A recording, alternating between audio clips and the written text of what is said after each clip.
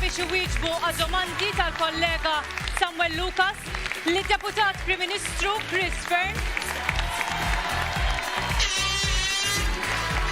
u d-Deputat Mexxej tal-Partit Laburista Daniel Mikallef. Qabel ma nagħtu bidu għal dan l-attività, però nħeġġixkom sabiex nhar il-ħadd li ġej tattendu għal rally tingħaqdu magħna għal Rally Team Malta fuq il-Fosos tal-Furjana. Din id-darba ser isir fuq il-Fosos tal-Furjana. Anka minħabba kwistjonijiet tal-maltemp. Din l-attività naturalment se tkun ukoll indirizzata mill-Prim Ministru Mexxej tal-Partit Laburista Robert Abela.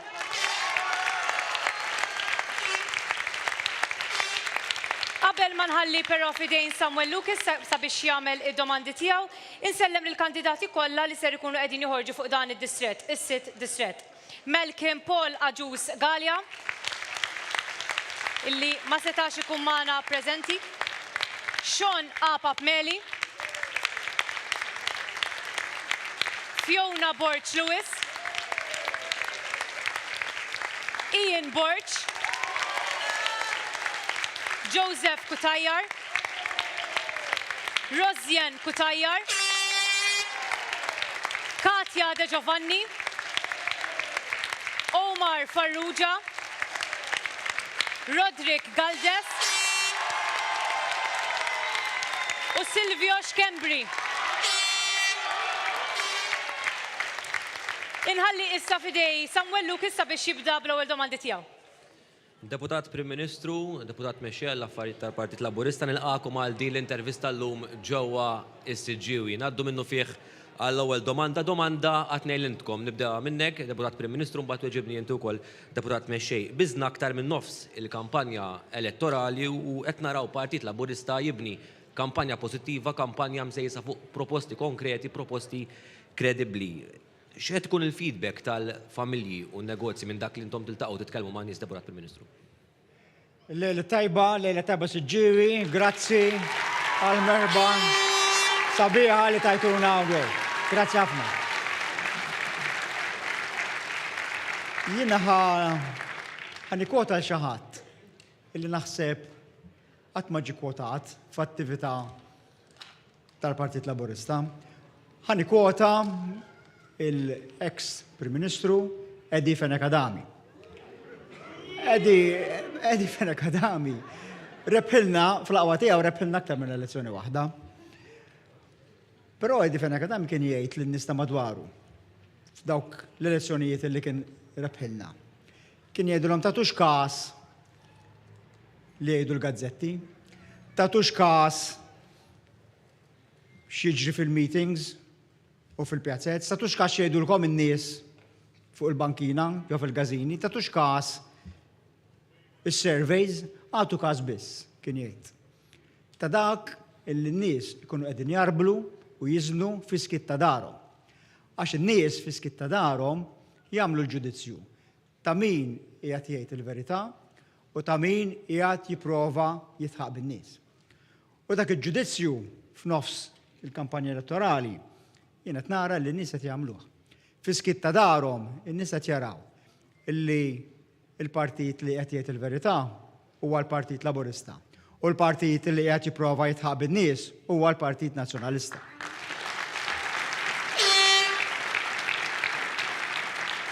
U allura meta nibdu nħabbru l-proposti u issa nhar il-ġimgħa nkunu qegħdin nħabbru l-manifesto elettorali kollu, diġà ħabbarna ħafna mill-proposti tiegħu. In-nies fl-iskit ta' darhom ikunu qegħdin jiżnu mhux biss il-proposti infushom illi huma importanti ħafna, imma wkoll min hu kapaċi dawk il-proposti jagħmelhom fil-verità. Ġifieri l-kredibilità hux il-proposti ħajkun kapaċi jagħmelhom il-Partit Laburista jew hux il-Partit Nazzjonalista il-proposti tiegħu u mhix kredibbli jew le.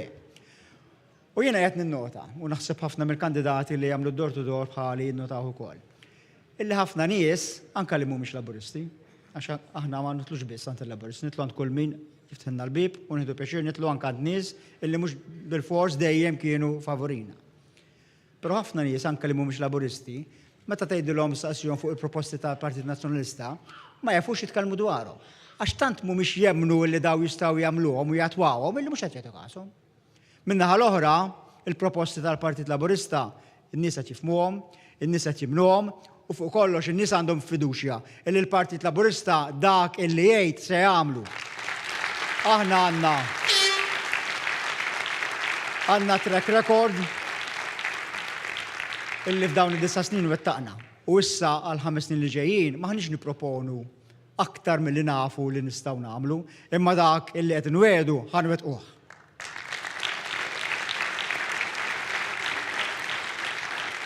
Deputat Mexxej, fidejk. Jena ħanibni ma li qal sieħbi Chris hawnhekk mingħajr ma nirrepeti. Din l-elezzjoni hija dwar kredibilità. Din l-elezzjoni hija jekk irridux nibnu fuq dak li bnejna fl-aħħar 9 snin, fuq il-mod kif affaċċjajna l-isfidi bħala pajjiż, hawnhekk ma' ġenbi flimkien mal-Prim Ministru għandi il-persuna li flimkien mal-frontliners affaċċjajna pandemija qalila li ġabed id-dinja rkob teha u dal-pajjiż ħareġ minna tajjeb with flying colors, mill-lat ta' vaccinazzjoni, mill-lat ta' kura medika, mill-lat ekonomiku wkoll. In-nies jafu. Chris ma jafx, għax konti qed waraħu ma ranix, waqt li kien kif wasal eżatt marret sinjura, ħabtitlu ma tieqa tal-karozza, għaltlu grazzi ta' kemm għamiltu magħna matul il-pandemija. Dak is-sentiment tan-nies. U din orbota ma' l-outlook tagħna għal-ġejjieni. Tajjeb, għalfejn stajna neħendiljaw il-pandemija bil-mod kif għamilna. Għaliex fl-snin ta' qabel, ġifieri apparti ovvjament il-ħiliet kbar li għandhom il-mediċi tagħna, tajjeb, il-paramediċi, in-nurses, kull min involut fil-settur tas-saħħa u minn hawnhekk insellmilhom ukoll. Għaliex iva, nċabbkulhom u nibqgħu nsellmulhom dejjem. Ma konna kapaċi nagħmlu hekk, għaliex meta l-awtoritajiet tas-saħħa daru fuq il-Ministeru tal-Finanzi, fuq il-Gvern, u għalulu isma' għandna bżonn mijiet ta' miljuni biex ninvestu millu mal-għada li ma kunux catered for. Il-Gvern ma qalx m'għandniex jew nkella okej ħanoħodhom mill-edukazzjoni kif kien hemm min għamel fil-passat. Il-Gvern għamel open check għas-saħħa tan-nies li hemm bżonn jintnefaq. Imma dak seta' jintnefaq biss għax kien hemm minn fejn.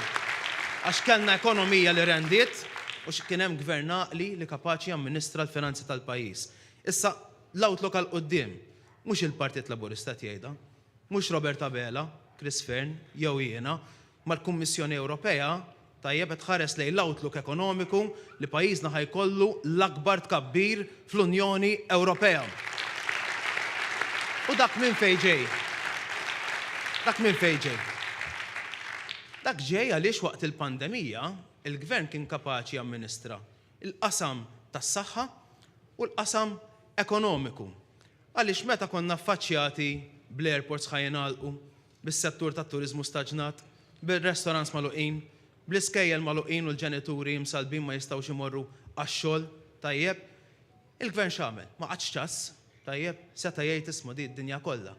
Qabad ħallas 800 euro bil-wage supplement mill-pagi tal-ħaddiema biex l-industriji tagħna ma jitilfux il-ħaddiema u aktar importanti minn hekk il-ħaddiema ma jitilfux ħobżhom.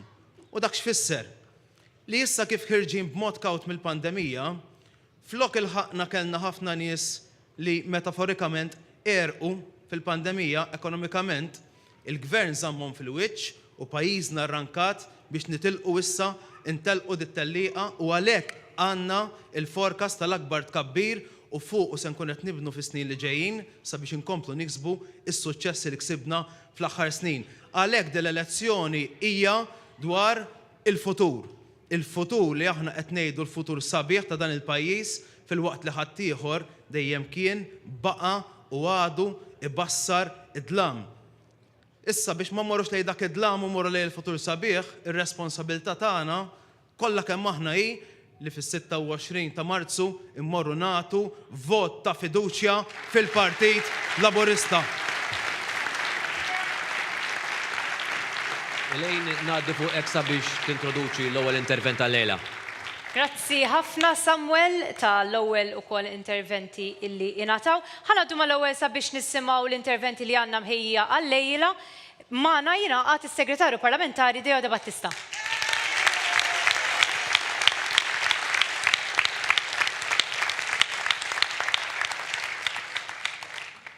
Chris Fenn beda bi quote. Jiena nibda mod ieħor.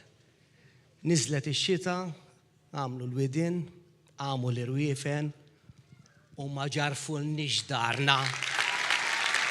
Għax kienet mibnija fuq sisin sodi, sisin soċjalisti, sisin ta' moviment, immexxija mill-Prim Ministru, mill Roberta Bela.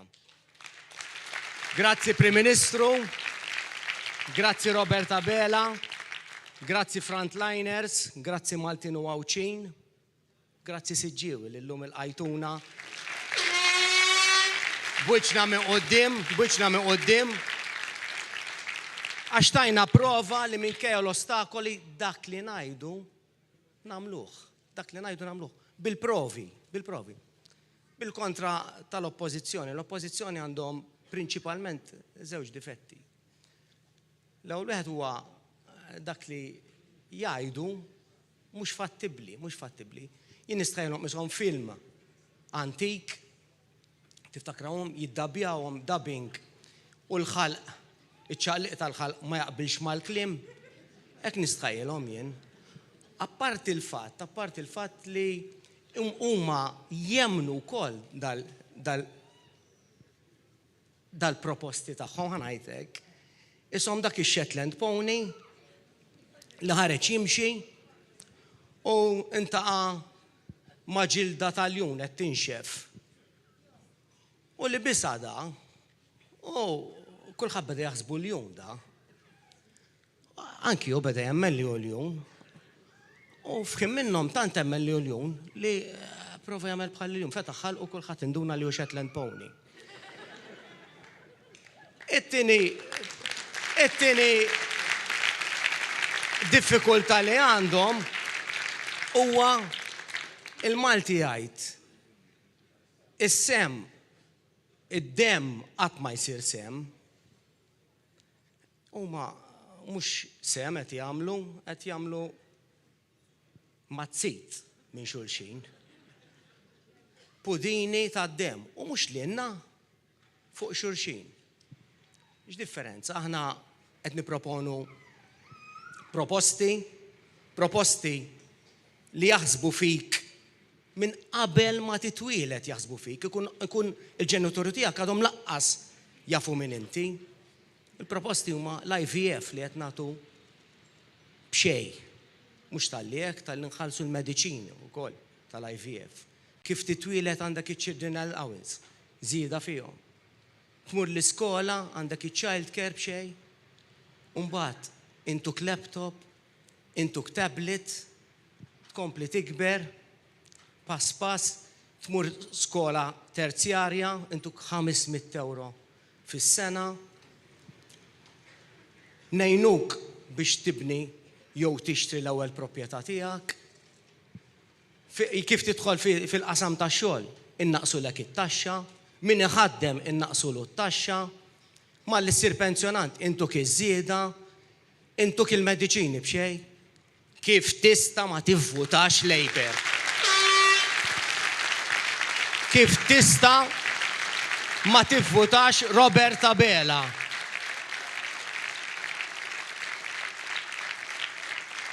Apparti hekk, jien laqtitni wkoll li nagħmlulek librerija żgħira. Qed ngħidu dan mill-esperjenza personali, jien ġej bin il-ħaddiem, il-mamma u l-papa tiegħi għal raġunijiet diversi ma talmu skola u naf biex għamilt l-ewwel librerija tiegħi jien kemm batew il-mamma u l-papa tiegħi. Laqqas kienu jmorru jieħdu kafè, mhux jiklu barra, jieħdu kafè biex jixxu l-kodba. U l-gvern ħajaħseb ukoll biex jagħmillek librerija.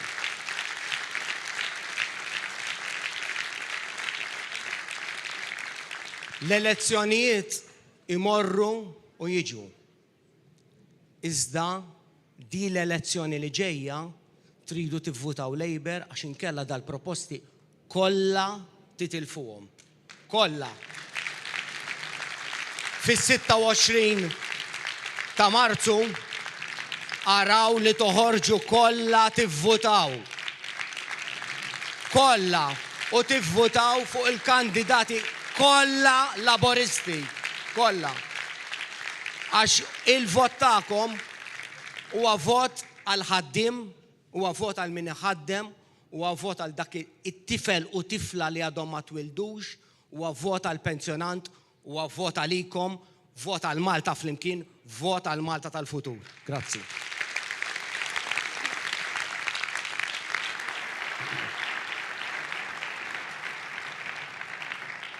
Ħanaddu għal round ieħor ta' mistoqsijiet. Deputat Prim Ministru, f'dawn l-aħħar sentejn il-qasam tas-saħħa domina għal kollox minħabba ovvjament raġunijiet ovvji l-pandemija.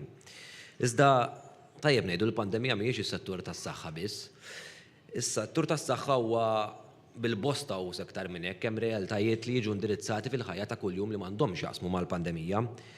Kif se jkun assigurat li dawn ir-realtajiet li nsibu ta' kuljum fil-komunitajiet tagħna jibqgħu jiġu indirizzati? Ninaqat ma' Daniel għax iva, daw is-sentej tal-pandemija kienu żmien fejn ħadna deċiżjonijiet ħafna drabi diffiċli, ħadna deċiżjonijiet kultant koraġġużi, però ħadna deċiżjonijiet li kienu neċessarji. U għax ħadna dawn il-deċiżjonijiet neċessarji, illum wasalna f'punt fejn prattikament qegħdin nersqu saqna kważi kompletament lejn normalità. U żmien tagħna parir il-deċiżjonijiet li ħadna f'dawn is-sentej kienu deċiżjonijiet it-tajbin. U għalhekk illum pajjiżna hija f'sitwazzjoni fejn il-pandemija ħerġin kompletament minnha. U nistgħu nkomplu għaddejjin b'ħajjitna.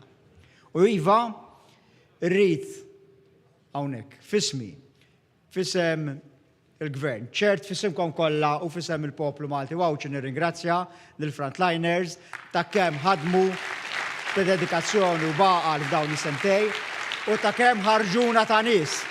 Ħarġuna ta' nies f'Malta u ħarġuna ta' nies mad-dinja kollha. Pajjiż xkejken illi d-dinja kollha taraf illi kien wieħed mill-aħjar pajjiżi illi mexxa matul din il-pandemija. Da grazzi għal mijiet, għall eluf ta' frontliners illi ħadmu matul dawn is-sentej. L-eroj Maltin u għawċin illi s-sagrifiċċji li għamlu maħna ħan ninsowhom qatt.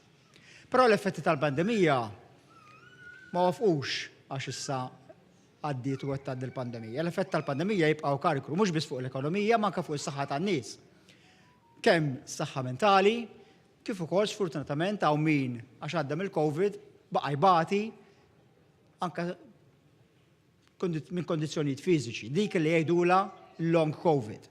U aħna, waħda mill-proposti li qed inħabbru llum u ħajkunu issa spjegati iżjed fil-manifest elettorali tagħna hi illi jekk il-poplu jtina l-fiduċja fis-26 ta' dan ix-xahar ħanamlu klinika għal dawk il-pazjenti li huma bil-long COVID biex bekk inkunu nistgħu nagħtu servizz lil-mijiet ta' pazjenti li għaddew minn din il-kondizzjoni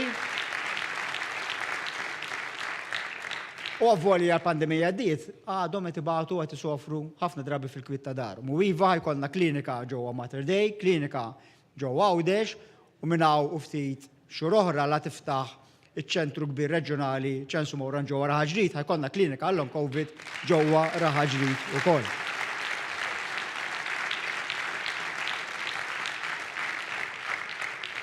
U jiena irrid nieħu spunt minn dak li qal Deo. X'Deo qal vera li aħna nieħdu siebek.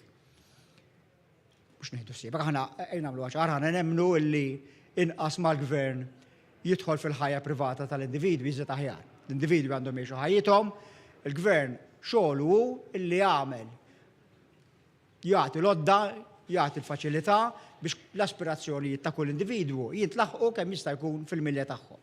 Però aħna nkunu miegħek minn qabel ma titwielet kif qed inti Deo. Sa wara li tmut. U iva, għandna proposta oħra illi kif qed ngħidu illi fl-ewwel mid-ġurnata ta' gvern ġdid jekk il-poplu jtina l-fiduċja fis-26 ta' Marzu ħankunu qegħdin inwessaw il-liġi tal-IVF biex aktar koppji jkunu jistgħu jsiru ġenituri, hekk ukoll fl-ewwel mid-ġurnata ta' gvern Laburista ġdid se noħorġu liċenzji għal krematorium biex f'Malta jkollna krematorium ukoll. Issa illi l-estensjoni tal-addolorata mixja sow u issa illi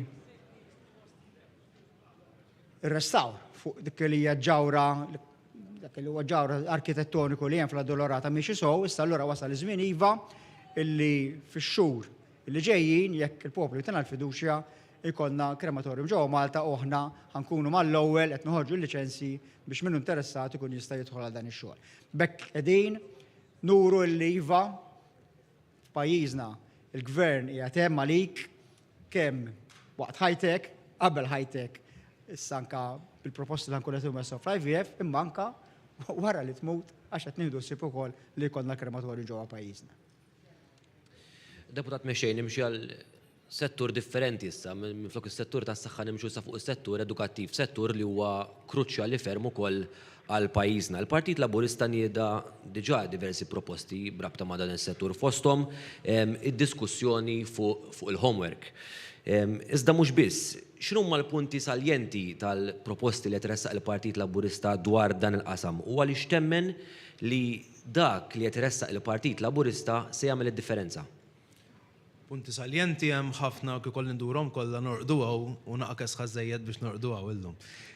Imma bażikament mhux is-settur edukattiv biss, imma il-manifest elettorali kollu tal-Partit Laburista anke jekk wieħed jara l-għexieren ta' proposti li ħarġu minn meta bdiet il-kampanja elettorali sa minn ftit sigħat wara tħabbret l-elezzjoni iduru madwar it-tfal, madwar il-ġejjieni ta' wliedna, madwar il-futur ta' Malta.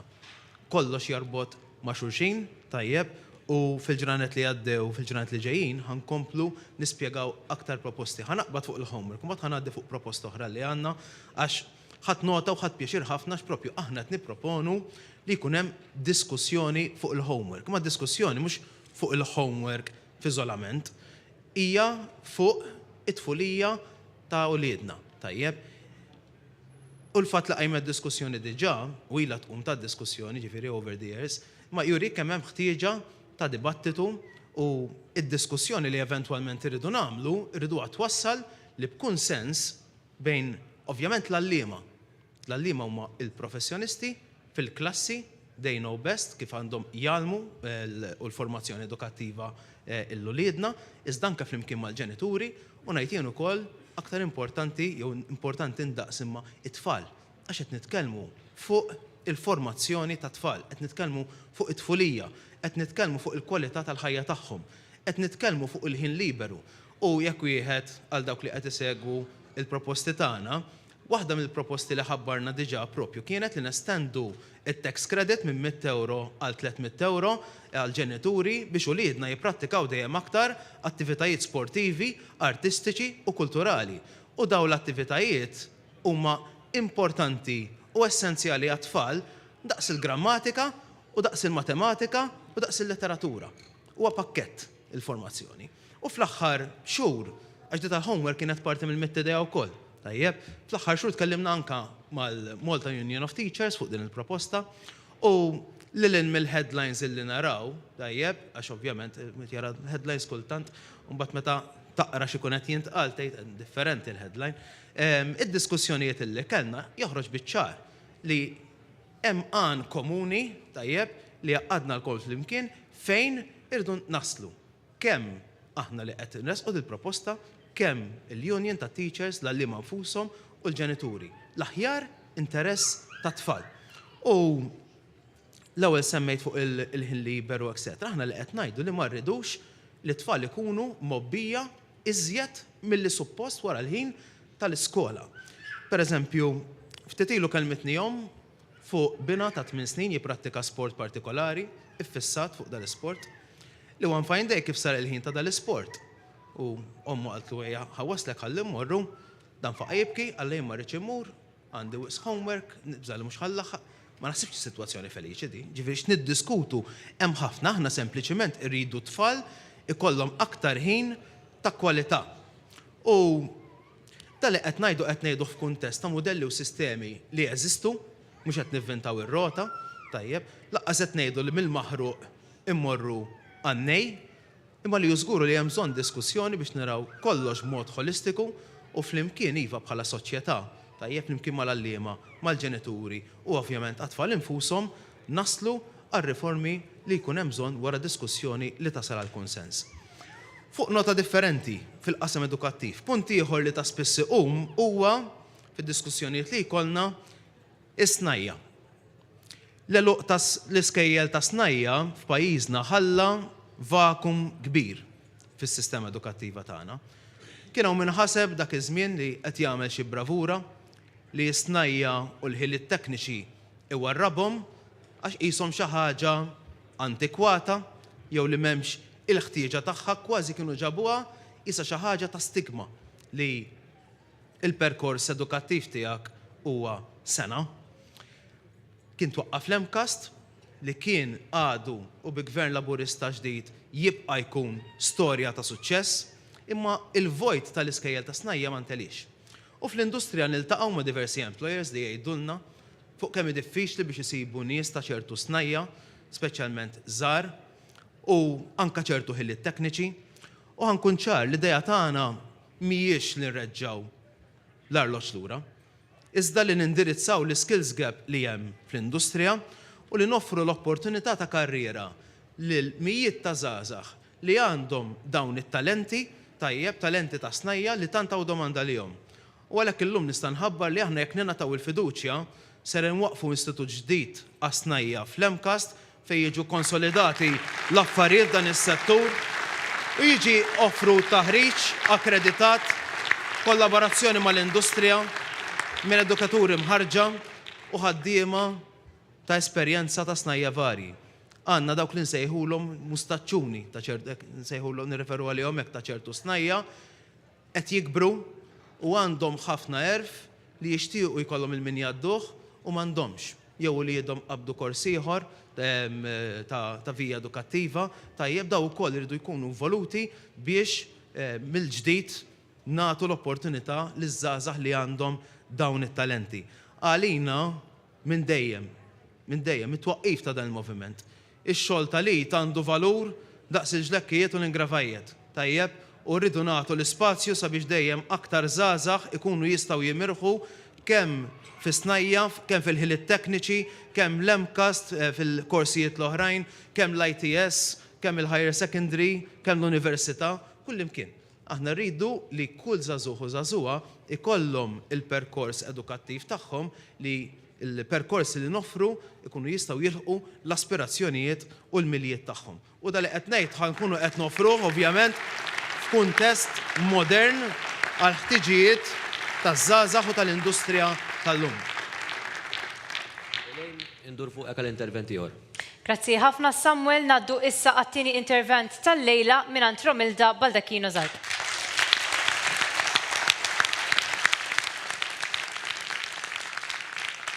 Eżiz deputat Prim Ministru, eżiz deputat mexxejja l-affarijiet tal-partit, intom kollha li tinsabu magħna hawn il-lejla, insellmilkom u grazzi siġġiewi li joġobkom tilqawna hawn il-lejla.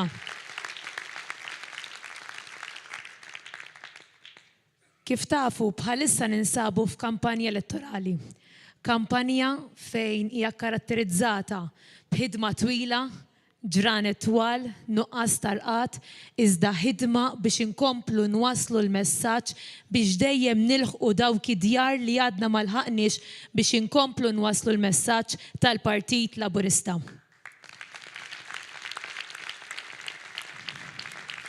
Kif tafu, fis-26 ta' Marzu għandna għażla. Għażla fejn fuq naħa ser ikollna kap tal-Oppożizzjoni. Kap tal-Oppożizzjoni li huwa karatterizzat b'inkonsistenza u insensittività. Insensittività fejn tidħol ir-realtajiet li jiltaqgħu magħhom bosta familji. Ir-realtajiet ta' koppji li jixtiequ jsiru ġenituri iżda li sfortunatament sa issa għadhom mhumiex ġenituri. Realtajiet li sfortunatament min-naħa tal-oppożizzjoni qed iġibuha wkoll ballun politiku biex ikomplu jimbuttaw għal quddiem u mbagħad wara ikomplu jħeġġu min-naħa tagħhom biex aktar persuni jersqu lejn il-Partit Nazzjonalista biex jivvotawlhom biex huma jkunu jistgħu jgħinu ulied ħaddieħor. X'insensittività din? Immaġinak li inti persuna li tixtieq ikollok wild. Dak mhuwiex il-mod kif għandha titħaddem il-politika. Il-politika hija differenti. Min-naħa l-oħra għandna l-Prim Ministru tagħna, il-mexxejt dan il-partit tant maħbub Robert Abela li b'sensittività u umiltà sema il-weġġat ta' dawn il-koppji, semahom, fem il-problemi li jinsabu għaddejjin minnhom u qed jersa il-qudiem li jekk jiġi moti mandat l-ewwel mandat tiegħu fit-tmexxija dan il-pajjiż fl-ewwel mitjum ser ikun qed jimplementa emenda fir-riforma tal-liġi tal-IVF. Emenda tant u tant importanti li ser tagħmel differenza fil-ħajja ta' dawn il-koppji. Ejja ma ninsewx, avvanzi fl-IVF għamilna bosta, jiġifieri jekk inħarsu lura minn fejn tlaqna fl-2013, aħna tlaqna b'magni li kienu hemmhekk mitluqa, magni li kienu spiċċaw antiki, iżda li fix ħin daħal fit-tmexxija dan il-gvern rajna biex nibdew nofru is-servizz tal-IVF. U rajna li nibdew minn din is-sena wkoll nofru il-mediċini tal-IVF b'xejn. Iżda ndunajna li għadna ma wasalniex biżżejjed.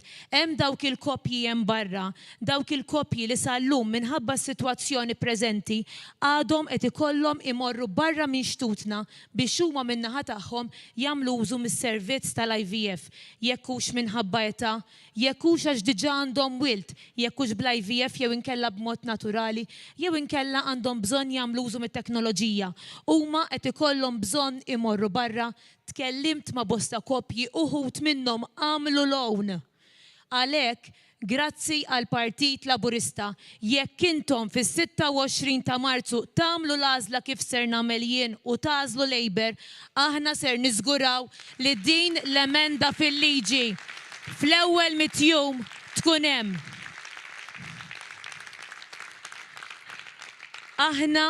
Aħna irridu nkunu ta' spalla għal dawn il-koppji li jridu jsiru ġenituri.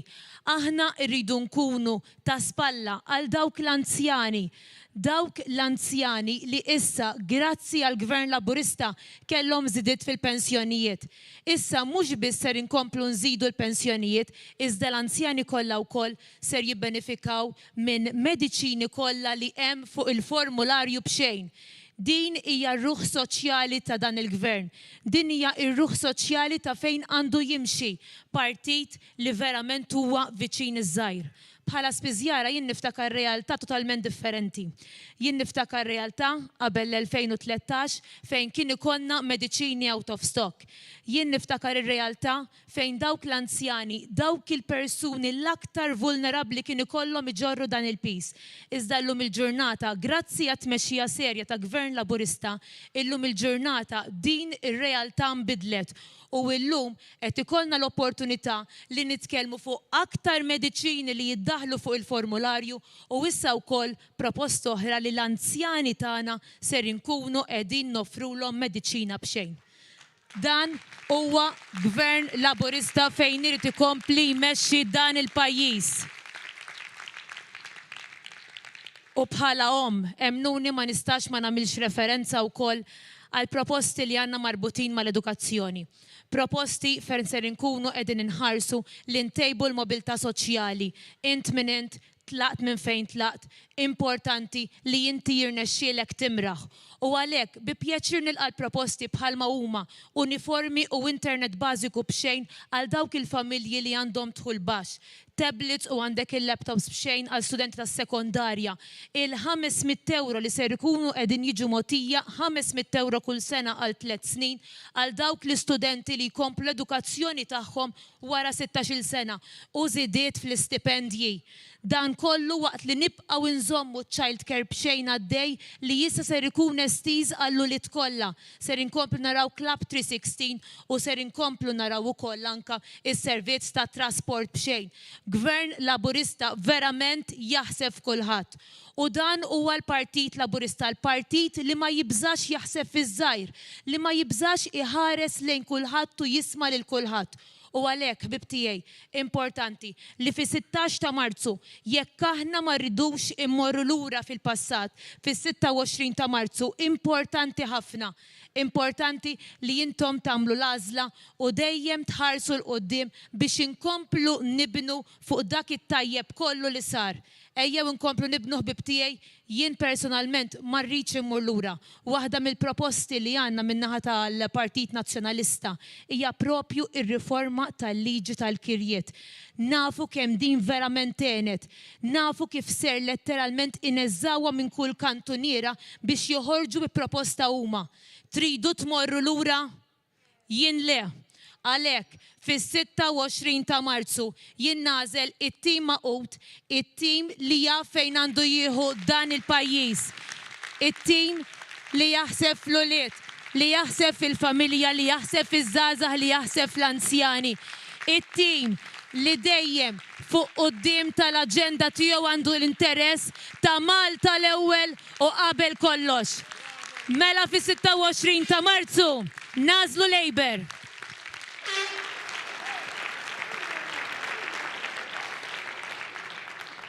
Deputat Prim Ministru, f'din l-intervista llum issemmew numru ta' proposti ġodda mhux biss illum iżda anke tul din il-kampanja elettorali sa issa.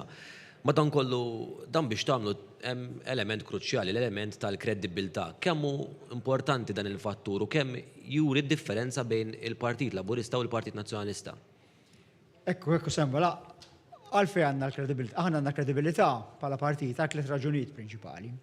L-ewwel nisa x'għandna track record. Għandna track record illi għal dawn id-9 snin elezzjoni wara l-oħra dak illi wedna, mhux biss manifest wara l-ieħor, anke budget wara l-ieħor, wettaqnieh f'dawn is-sentejn minkejja kriżi globali. Xorta wettaqna dak illi għedna li ħanamlu, wettaqna lilu u wettaqna iżjed. Mela għandna l-ewwel raġuni li hija track record.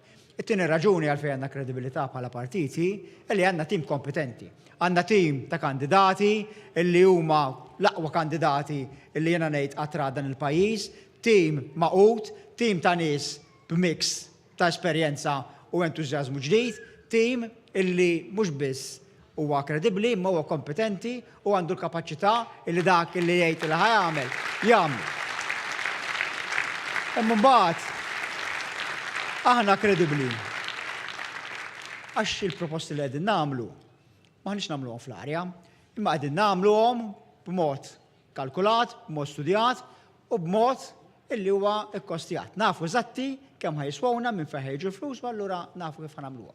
Ħanati ftit eżempji tal-affarijiet ta' kif ħanamluhom u issa ħanati lista. Ta' jekk il-poplu jtina l-fiduċja fis-26 ta' Marzu. Fil-ġimgħat ta' wara ħanati d-dati u l-costings ta' kemm ħandaħlu mediċini ġodda fuq il-formularju tal-gvern. Ħantihom lista waħda waħda. Hawnhekk dal-kredibilità. Mela aħna bħalissa nagħtu til-qima jgħidula tal-HPV li dawk li bniet ta' 12 sena li hija importanti ħafna biex naqqas ir-riskju ta' kanser tal-utru. S'issa nagħtuha lil bniet biss. Jekk il-poplu jitina l-fiduċja, mill-ewwel ġranet ta' gvern ġdid, mill-ewwel ta' April illi ġej, ħankunu qed nagħtu til-qima tal-HPV lis-subien ukoll minn 12 sena u nittalaw sena. Din ħadd iswina 700,000 euro fis-sena. Nafu eżatt kemm ħadd iswina u allura ħanagħmluha. Mill-ewwel ta' April ukoll, jekk il-poplu jitina l-fiduċja, ħandaħlu mediċina oħra għal dawk il-persuni li jibatu bil-fibromyalgia. Bejn 2000 u 3000 persuna, mediċina li jisimha Pregabalin, ħadd iswina 100,000 euro fis-sena. Ħandaħluha jekk il-poplu jitina l-fiduċja fl-ewwel ta' April.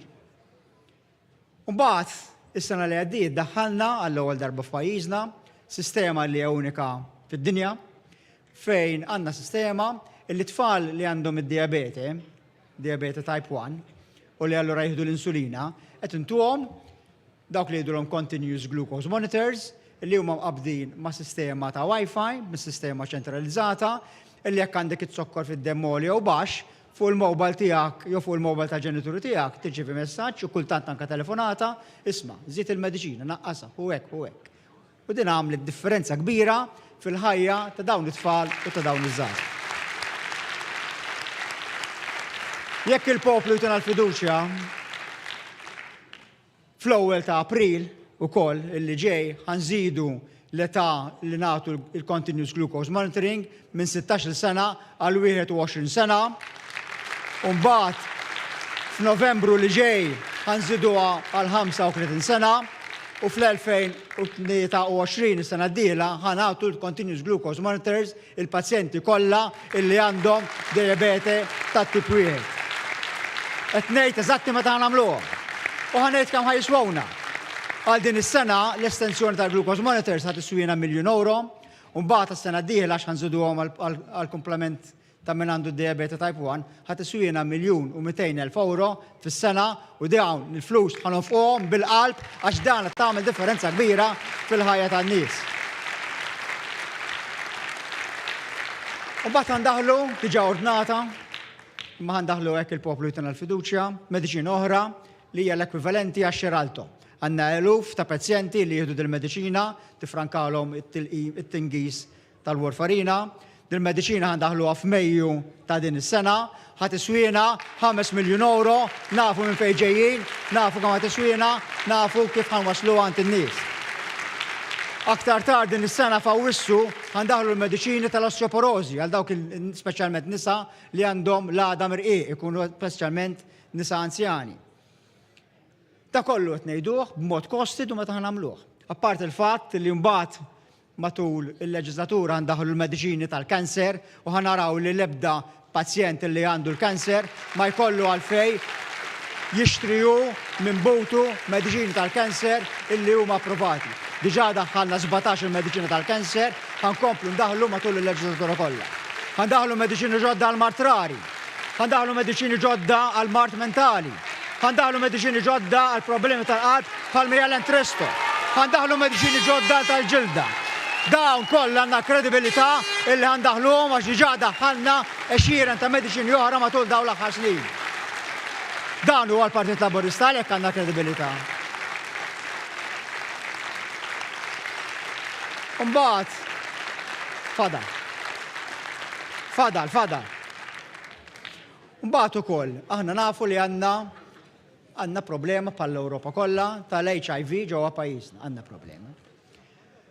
U waqt li din is-sena, s-sena li għaddiet, żidna mediċini ġodda kompletament fuq il-formulier tal-Gvern għal dawk il-pazjenti li għandhom l-HIV, jekk il-poplu jtina l-fiduċja, mis-sena li ġejja ħankunu qegħdin indaħlu l-mediċini tal-PrEP u l-PEP illi huma essenzjali biex ikonaw biex innaqsu u biex nipprevenu l-HIV fil-popolazzjoni Maltija.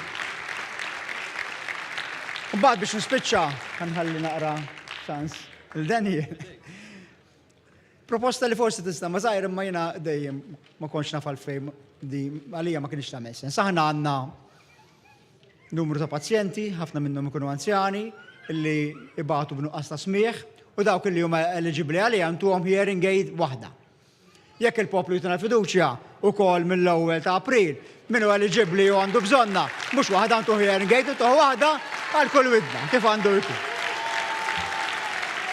Qed ngħiduhom u ħanamluhom jekk ittuna l-fiduċja daw il-proposti l-oħra kollha li ħajkollna fil-manifest elettorali ħanwettquhom matul il-leġislatura li ġejja.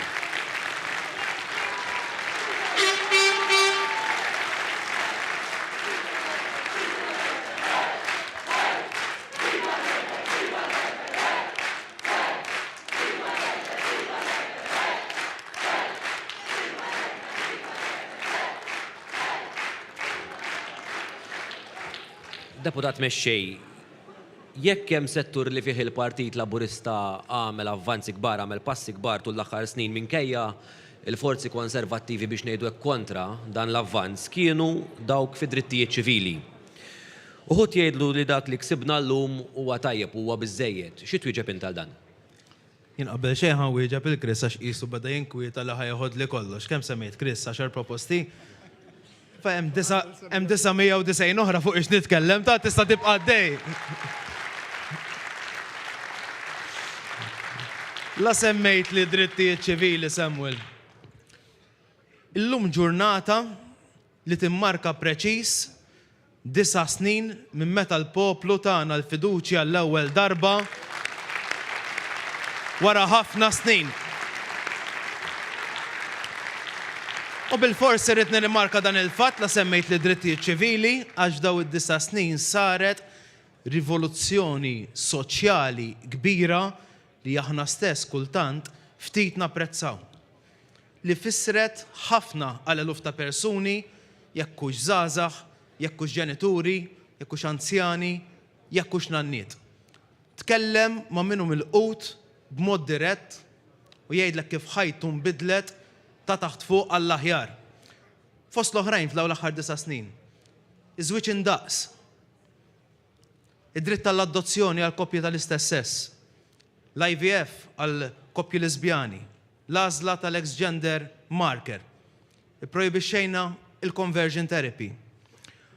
U għalhekk li pajjiżna minn qiegħ il-klassifika fl-2013 għal darb'oħra għas-7 sena konsekuttiva pajjiżna jirbaħ l-onur għall-aqwa drittijiet tal-persuni LGBTIQ+ fl-Ewropa u s-sena d-dieħla pajjiżna ħajospita l-Europride. Arax bidla totali. Għas konna nitkellmu fuq daw l-affarijiet qabel f'dan il-pajjiż. Imma kif qed tajjeb inti u dal-kruks ta' kollox. Hemm minħaseb li tant għamilna fl-aħħar snin li m'hemmx tagħmel aktar jew li forsi sar biżżejjed. Il-messaġġ ewlieni fuq din it-tema li qiegħed hawn biex inwassal il-lejla hu li għamilna ħafna imma fadlinna ħafna aktar x'nagħmlu flimkien jekk fis-26 ta' Marzu tatuna l-fiduċja. U ħanispjega affarijiet. Anzi l-ewwel ħanżid. Għax meta nisma' ċertu affarijiet, bil-fors li tkun kawt u nwassal messaġġ ċar.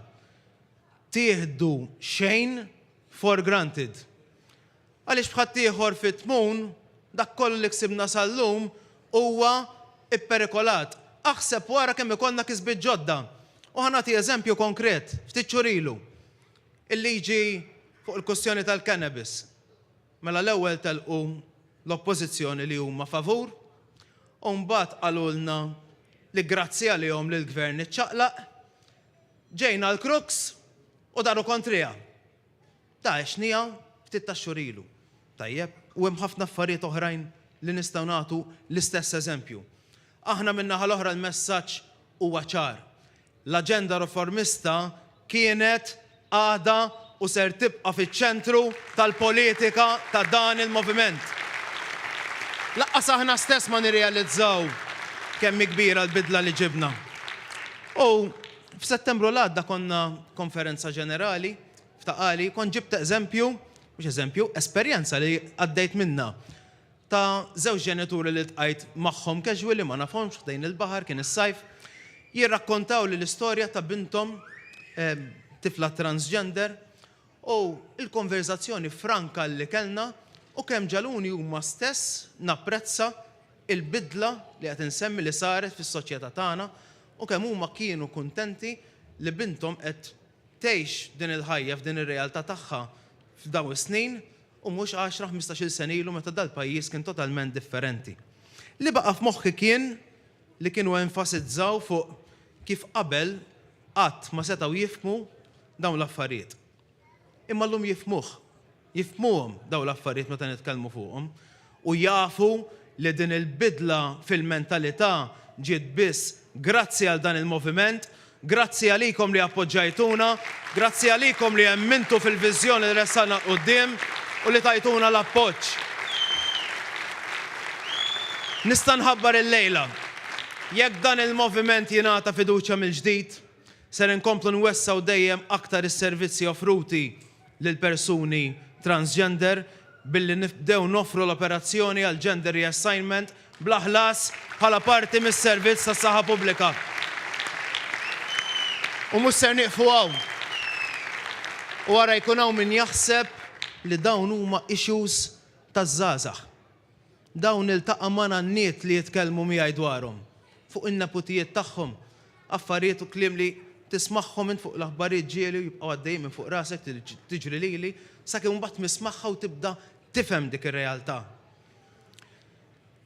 Ser naraw ukoll li jinfetaħ ċentru għall komunità LGBTIQ+ bil-għan li nġibu taħt saqaf wieħed is-servizzi kollha offruti lil komunità kemm il-gvern u kemm is-soċjetà ċivili minn adolescenti sa anzjani. Proposta oħra, riforma oħra li saret fl-aħħar snin, it-tneħħija tal-proibizzjoni minn fuq loti tad-demm minn fuq irġiel omosessuali. Pass il qudiem imma l-darb'oħra mhux biżejjed. In-line ma l-aqwa prattiċi fl-Ewropa ser naraw li l-parametri li jirregolaw loti tad-demm isiru ugwali għal kulħadd. Għalhekk il-kol indaqs għal kulħadd. Ser nagħlaq fuq nota ftit differenti. Imma l-darb'oħra fuq drittijiet għal Maltin u Lawċin. Fil-waqt li ser ninkomplu ninvestu b'saħħa fil-kura paljattiva, wara d-diskussjoni li kellna anka tramite l-proċess tal-Mittidea, qed nintrabtu iswed fuq l-abjad li ntellaw diskussjoni nazzjonali dwar l-eutanazja volontarja għal persuni b'mart terminali.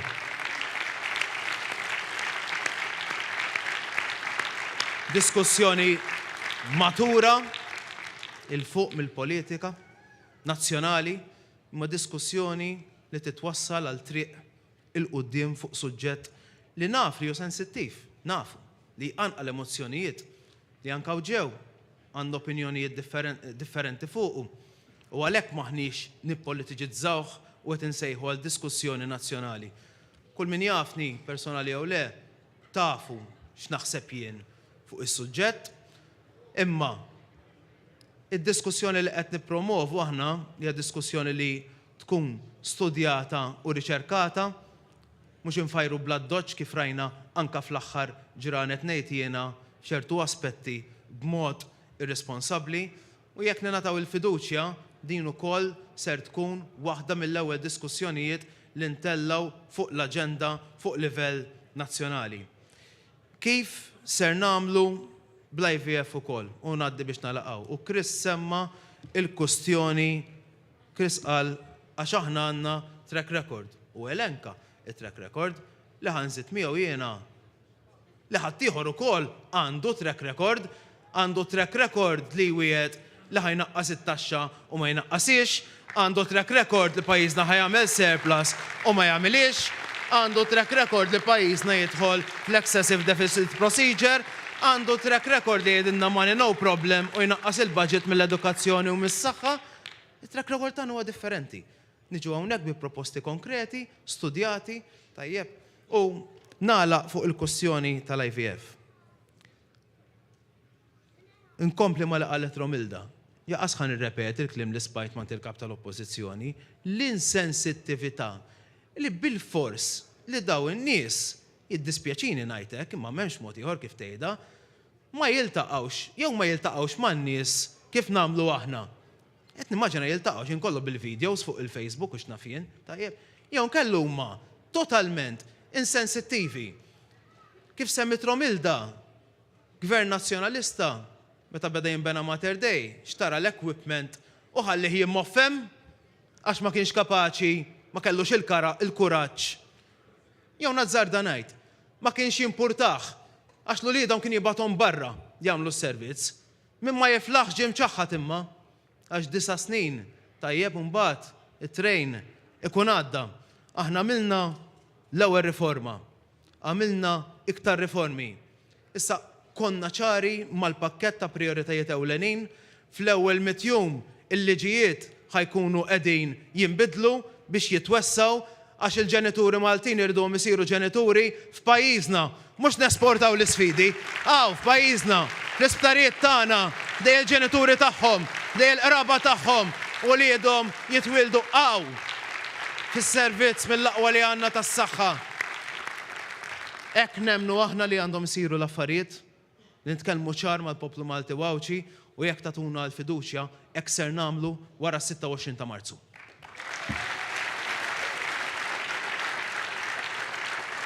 Elaine, għal darba ora fidejk. Naddu għall-aħħar intervent tal-lejla mill-kandidat Reja Bela.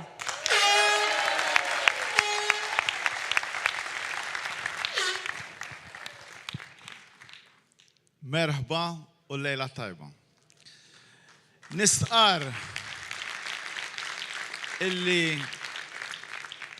nirringrazzjakom fil-fatt għal daw il-ġimgħat li qed turuna sosten, appoġġ u mħabba għal-lider tagħna, il-Prim Ministru Robert Abela, kif ukoll lilna l-kandidati mit-toroq, mill-pjazzett u mid-djar tagħkom. Grazzi ħafna. Tul dawn il-ġimgħat kelli l-opportunità illi wara 30 sena f'karriera ta' tagħlim u edukazzjoni. Esperjenza xi ħaġa bil-kontra.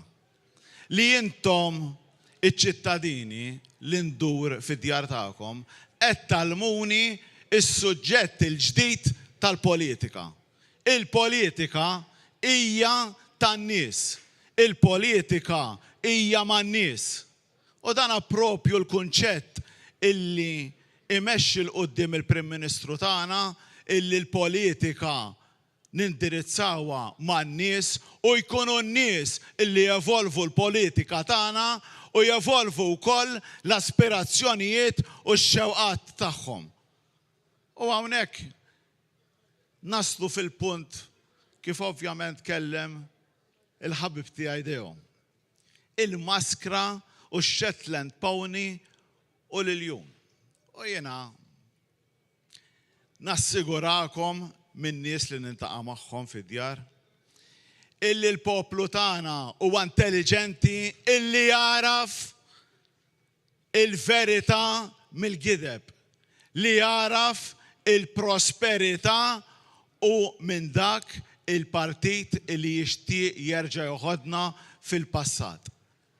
Il-poplu tagħna huwa intelligenti biżżejjed u fi-skiet ta' daru kapaċi jieħu dawn id-deċiżjonijiet biex fis-26 ta' Marzu ikunu li jagħti vot b'saħħtu biex il-Partit Laburista flimkien ma' Robert Abela jerġa' jkun hemmhekk biex jassigura l-ġid u l-prosperità ta' pajjiżna. Għaliex Malta flimkien? Malta flimkien propju għaliex għax il-Prim Ministru u bħala gvern u bħala partit irridu nkunu aktar u aktar inklusivi. Aktar inklusivi li nindirizzaw l-istrati kollha tal-poplu tagħna. Nassiguraw il-futur ta' wliedna fl-edukazzjoni tagħhom. Nassiguraw il-futur ta' żgħażagħ tagħna billi naċċertaw li jkun hemm edukazzjoni tajba u xierqa u innovattiva u kreattiva biex meta jiġu l-opportunitajiet ikunu tfal tagħna l-Maltin u l-Awċin illi jikkupaw l-aqwa karigi u l-aqwa opportunitajiet illi l-pajjiż ħajkun qed joħloq. Mhux hekk biss, imma tajna prova illi fil-pandemija enna lil-ħaddiema u lil dawk li ħadmu.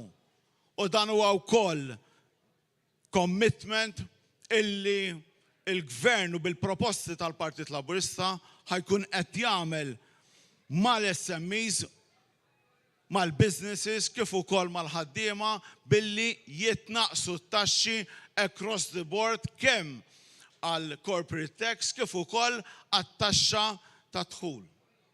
U dan importanti illi iwassalna għal strata oħra fil-ġenerazzjonijiet tal-Maltin u l-Awċin tagħna, l-anzjani. intqajt manzjana fil-pjazza taż-Żejtun illum fil-fatt u esprimiet u qalt l-isma' jien xi ngħattila kif inti. Qalt li mhux b'axjuħ.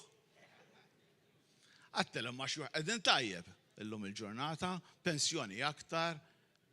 Imma żmien qalt li għattil isma' għattil issa titlobna l-impossibbli jiena. Ma nistgħux ukoll barra li naqsu t-taxxi naqsu żmien ukoll. Allura meta għattila mbagħad illi il-Gvern Laburista jekk jingħata l-mandat għal 5 snin li ġejjin ħajkun qed jassigura mhux biss aktar pensjonijiet imma aktar dħul lit-tfal u n-neputijiet tagħha jekk jibqgħu jistudjaw. U ovvjament aħna bħala partit u jiena għaliex dħalt bħala kandidat ma kienx deċiżjoni faċli li mmur għal kandidatura, imma jiena f'qalbi u f'ħsibijieti dejjem tallimt il-valuri soċjalisti ta' dan il-partit mill-antenati tiegħi. U meta tkellimt mal-Prim Ministru werini biċ-ċar il-kwalitajiet ta' tmexxija li hu jippossedi. Il-kwalitajiet ħanini li għandu lejn il-poplu Malti u Għawċi. Il-kwalitajiet illi jħenn u jaraf illi t-triq hija waħda għal ġid u għal prosperità. U mhux hekk biss. L-iktar ħaġa importanti hija li nkunu kredibbli mal-poplu u li jkollna governanza aħjar u aħjar. U fuq daw il-valuri nagħlaq hawnhekk.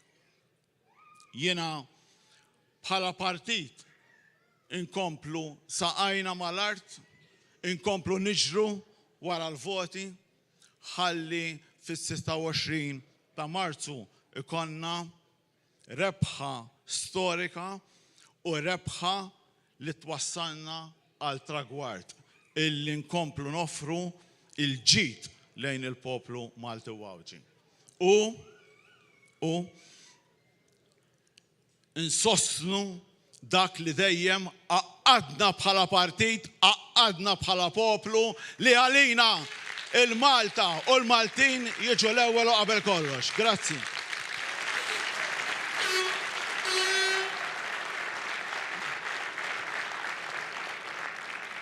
Sa nispiċċa din l-intervista b'mistoqsija waħda għatnejn l-intkom. Nibda minnek, Perit, u bad temm inti Deputat Prim Ministru.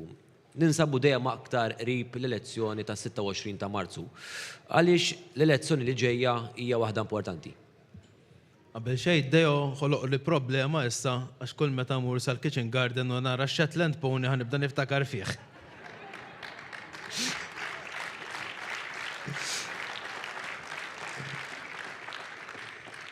Għad-domanda tiegħek, Samuel. L-elezzjoni li ġejja kif ġa spjegajna hija kwistjoni ta' deċiżjoni jekk iridux inkomplu nibnu fuq il-ħafna tajjeb li għandu dal-pajjiż, jew jekk inħallux f'idej min jipried kadlam u kif urina bil-fatti lest li jreġġa l-arloġġ lura fuq il-kisbiet li għamilna bħala pajjiż. Jiena naf li nistama' repetittiv, ma jimpurtax, ħanibqa nirrepeti, ħaniekol grizmeja ngħidha. Il-ħadd l-għadda ħarġu surveys, il-ħadd ta' qabel ħarġu surveys, il-ħadd li ġej joħorġu surveys, ma jgħod l-ebda wieħed minnhom. Noqogħdu attenti hawn min qed jipprova jimbotta narrattiva ta' u iwa nista' ma mmurx nivvota. Jien l-appell tiegħi minn hawn jekk hawn xi ħadd kapaċi iġib li eżempju wieħed ta' fejn gvern f'xi pajjiż ġie elett b'xi survey, I rest my case u ma nerġax nirrepeti. L-elezzjonijiet jintrebħu jekk kollha kemm aħna mmorru fis-26 ta' Marzu nivvotaw biex nagħtu mandat ieħor lil dan il-partit. Biex nagħtu l-ewwel mandat lil Robert Abela bħala Prim Ministru ta' dan il-pajjiż. jekk fis-26 ta' Marzu fil-ġimgħat li fadal, fil-jiem li fadal, nikkonvinċu mqar persuna oħra tingħaqad ma' dan il-moviment. Umbagħad is-survey li vera jgħod ir-riżultat tiegħu joħroġ fis-27 ta' Marzu u minn hemm mbagħad inkunu nafu ir-riżultat. Il-kumplament ħela ta' ħin, nibqgħu iffokati fuq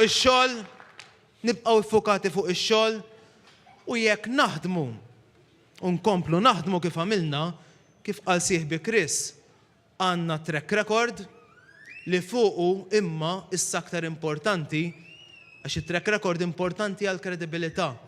Imma n-nies mhux ħadd ivvota l-bieraħ, in-nies ħadd ivvota għal għada.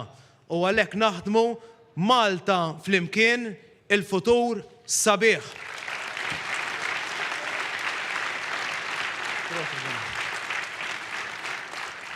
Għaliex l-elezzjoni li ġejja hija importanti? Sempliċi, għax ħadd iddetermina min se jmexxi il-pajjiż, min se jmexxi ħajjitna għal 5 snin li ġejjin. Li trid tiddeċiedi issa u fil-ġranet li ġejjinu xi trid minn ħajtek u kif trid tara l-ħajtek u ħajjet u lidek tiżviluppa f'dawn il-5 snin u min taħseb illi huwa il-partit l-idonju, il-partit tajjeb biex iwaslek hemmhekk. Dik hija l-elezzjoni li ġejja. Il-proposti u min kapaċi iwassal dawk il-proposti għal 5 snin li ġejjin. Id-differenza bejn il-partiti hija ċara. Aħna għandna tim maqut, tim kompatt, tim iffukat, tim għal-futur, kontra tim imkisser, tim medi biex jaħloq il-ġlid bejnietuhom, tim tal-passat. U allura iva, għalhekk hija importanti l-elezzjoni, il-min trid inti fis-26 ta' Marzu. U għal 5 snin li ġejjin, għax mhux is-26 ta' Marzu jgħod, il-5 snin ta' wara ħan iddeċiedu aħna fis-26. Il-min trid it-tim nazzjonalista, trid partit nazzjonalista negattiv moħħu fil-ejra suċċess, jew trid it-tim laborista. Partit laborista pożittiv li jrid jarak tilħaq il-potenzjal kollu tiegħek. Għal 5 snin li ġejjin, trid partit nazzjonalista mifrud u moħħu biex jagħmel il-vendikazzjonijiet, jew għal 5 snin li ġejjin, trid partit laborista maqut u li jkun spalla lik u li jaħdem ma' kull minuta rida tajba f'dal pajjiż. Għal 5 snin li ġejjin, trid tim nazzjonalista bla pjan, bla kredenzjali u li ma tistax tafdaħ, jew trid tim ta' partit laborista b'idejat ċari, bit-track record iva, illi nagħmlu dak li ngħidu anke waqt pandemija u b'garanzija ta' sarħan ta' moħħ. Fuq kollox, fis-26 ta' Marzu din hija issa is-si u no fis-26 ta' Marzu. Id-deċiżjoni trid tkun il-min trid imexxi il-pajjiż għal 5 snin li ġejjin. Lit-tim nazzjonalista, lit-tim ta' kandidati nazzjonalista, lil David Aġus bħala deputat Prim Ministru, lil Bernard Grech, jew għal 5 snin li ġejjin tridu li jmexxi dal-pajjiż it-tim laborista, it-tim ta' kandidati laboristi, lil Chris Fearn bħala deputat Prim Ministru u lil Roberta Bela bħala l-Prim Ministru ta' Malta. Fis-26 ta' Marzu, id-deċiżjoni hija fidejk, ivvota għal kandidati laborista, Malta flimkien, Malta maquda, Malta ħjar, il-futur huwa sabiħ.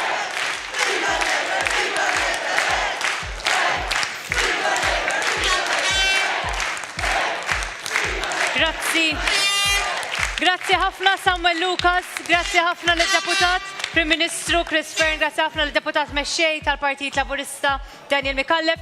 Nistitinkom biex mill-ġdid tinaqdu magħna għall-attivitajiet illi għandna mħejjija għal tmiem din il-ġimgħa għada f'Pembroke fis-6:30 ta' filgħaxija fil-programm Awla u r-Rabat fit-8 ta' filgħaxija għall-laqgħa maż-żgħażagħ. Il-qofol mbagħad jintlaħaq nhar il-Ħadd illi ġej fuq il-Fosos tal-Furjana, nhar il-Ħadd illi ġej fuq il-Fosos. Narawkom.